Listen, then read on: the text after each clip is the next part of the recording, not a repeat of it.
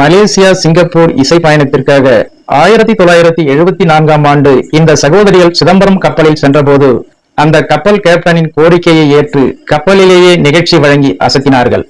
அவர்கள் இசைத்தட்டில் வழங்கிய கந்த சஷ்டி கவசம் தொலைக்காட்சி சேனல்கள் வாயிலாக தமிழர்கள் இருக்கும் இடமெல்லாம் இன்றும் ஒலித்துக் கொண்டிருக்கிறது. அழகெல்லாம் முருகனே என்றும், முத்துவேல் ரத்தினவேல் என்றும், முருகனுக்கு ஒரு நாள் திருநாள் என்றும் சூலமங்கலம் சகோதரிகளின் பக்தி பாடல்களை ஒளிபரப்பி சிறு கோயில்கள் கூட தங்கள் வைபவங்களுக்கு இசை மனம் சேர்த்துக் கொள்கின்றன.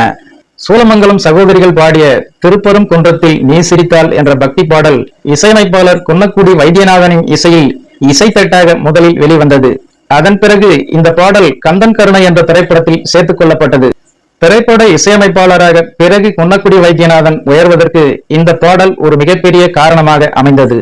சோழமங்கலம் சகோதரிகளின் குரலில் இருந்த காந்த சக்தி குன்னக்குடி வைத்தியநாதனுக்கு புது வாழ்வு தந்தது. படிக்காத மேதை என்ற திரைப்படத்தில் சவுகார் ஜானகிக்கு அமைதியான குடும்ப பெண் வேடம்.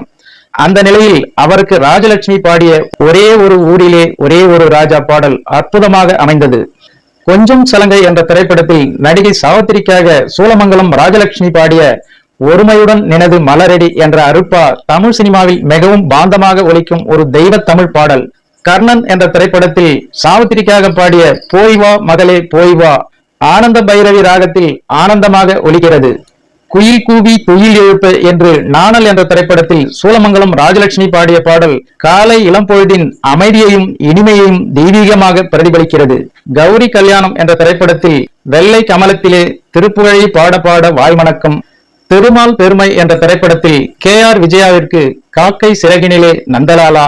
நீலகிரி எக்ஸ்பிரஸ் என்ற திரைப்படத்தில் திருத்தணி முருகா தென்னவர் தலைவா ஆகிய பாடல்கள் தலைமுறைகளை கடந்து ரசிகர்களை ஈர்க்கும் சக்தி வாய்ந்த பாடல்களாகும். மேலும் வருவாண்டி தருவாண்டி மலையாண்டி என்ற பாடல் மிகவும் பிரபலம். ஜீவநாடி என்ற திரைப்படத்தில் பாடகர் ஜேசுதாசுடன் சூலமங்கலம் ராஜலட்சுமி ஒரு அருமையான காதல் பாடல் பாடினார். அருவி மகள் வலையோசை என்ற அந்த பாடல் அசாத்தியமான அழகுகள் கொண்டவை. மல்லிகை பூ போட்டு கண்ணனுக்கு மங்கள நீராட்டு என்று பாடகர் TM சௌந்தரராஜனுடன் சூலமங்கலம் ராஜலட்சுமி பாடிய தாலாட்டு ஒரு மறக்க முடியாத பாடல்.